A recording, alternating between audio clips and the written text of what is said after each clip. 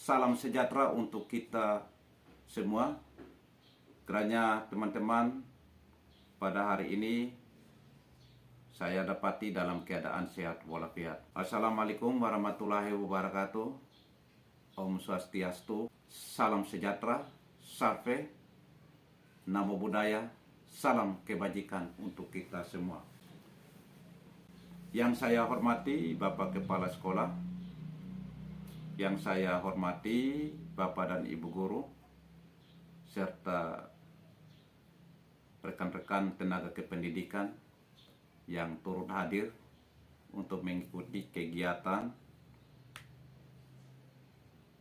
seminar tentang pendidikan yang memerdekakan.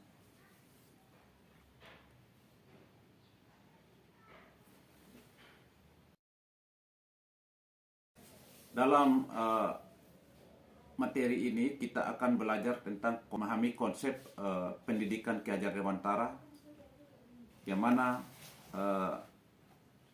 menurut Ki Hajar Dewantara bahwa hakikat pendidikan merupakan seluruh daya upaya yang dikerahkan secara terpadu untuk tujuan memerdekakan aspek lahir dan batin dari setiap insan.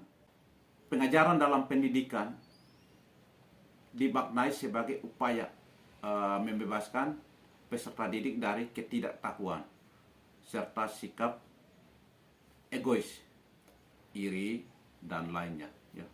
Peserta didik diharapkan berkembang menjadi insan yang dewasa dan bijaksana. Itu konsep dari Bapak Ki Hajar Dewantara. Nah, sebetulnya dalam pemahaman ini maka pendidikan yang memerdekakan itu adalah suatu proses pendidikan yang meletakkan unsur peserta didik untuk mengatur dirinya sendiri. Guru dan orang tua harus punya peran dan berupaya sekuat tenaga untuk menuntun secara rohani maupun mental agar dapat menjelaskan arah yang terbaik dalam berpikir, menyediakan atau memfasilitasi tumbuh kembangnya anak-anak kita. Nah, merdeka belajar artinya apa? Bukan hasil dari pembelajaran, melainkan sebuah proses dengan menerapkan prinsip-prinsip pembelajaran yang memerdekakan. Nah, saya sangat meyakini bahwa penerapan prinsip pembelajaran memerdekakan dapat menghantarkan peserta didik menjadi generasi yang bebas dari tekanan dan tuntutan.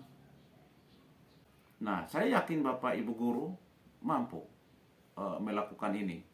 Nah, adapun prinsip pendidikan yang memerdekakan itu yang perlu kita ketahui yaitu pertama itu memperhatikan kondisi murid. Yang kedua itu yaitu menuntun terciptanya kondisi pembelajaran sepanjang hayat. Yang ketiga itu pembelajaran yang holistik. Yang keempat itu adalah pembelajaran yang relevan. Dan yang kelima itu pembelajaran yang berkelanjutan. Nah, dari prinsip ini, bagaimana untuk mewujudkan pendidikan yang memerdekakan guru? Artinya, guru harus meninggalkan pemikiran-pemikirannya sebagai berikut. Jangan ada di dalam pikiran kita bahwa kita tidak mampu bekerja dan berkarya mengikuti perkembangan teknologi digital atau teknologi IT ini. Yang kedua, kita jangan menghindar dari tantangan. Yang ketiga, kita berpikir bahwa murid harus mengikuti kehendak daripada kita sebagai seorang guru. Yang keempat itu artinya jangan kita berpikir bahwa kemampuan saya dalam mentransformasikan teknologi di sekolah itu sangat minim sekali. Jangan berpikir seperti itu. Tetapi Yang kita harus berpikir di sini bagaimana kita memberikan suatu konsep atau membangun karakter siswa itu menjadi siswa yang merdeka. Yang pertama, kita harus menjadi contoh kepada guru. Harus menjadi contoh kepada siswa. Yang kedua, menjadi apresiator. Yang ketiga itu mengajarkan nilai-nilai moral pada setiap pelajaran. Yang kelima itu mengajarkan sopan santun, itu sudah jelas. Yang keenam itu memberi kesempatan siswa belajar menjadi pemimpin, itu yang paling penting. Nah, proses pendidikan apapun bentuknya, bila hasil penanaman nilai baik itu berhasil, harus didasari dengan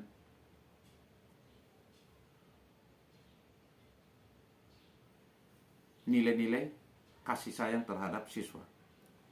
Nah, landasan utama dalam mendidik dan berangkat dari kata Dorothy, saya pinjam kata-kata Dorothy sebagai kunci proses pendampingan terhadap anak didik, yaitu izinkan saya untuk menyampaikannya.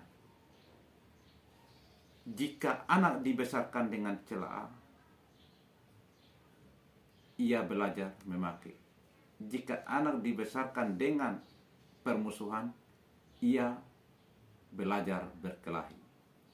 Jika anak dibesarkan dengan cemoohan, ia belajar rendah diri. Jika anak dibesarkan dengan hinaan, ia belajar menyesali diri.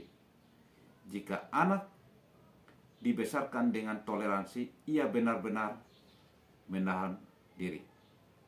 Jika anak dibesarkan dengan pujian, ia belajar menghargai. Jika anak dibesarkan dengan sebaik-baik perlakuan, ia belajar keadilan.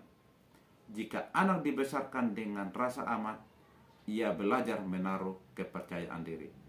Jika anak dibesarkan dengan dukungan, ia belajar menyenangi dirinya. Jika anak dibesarkan dengan kasih sayang dan persahabatan, ia belajar menemukan cinta dalam kehidupannya.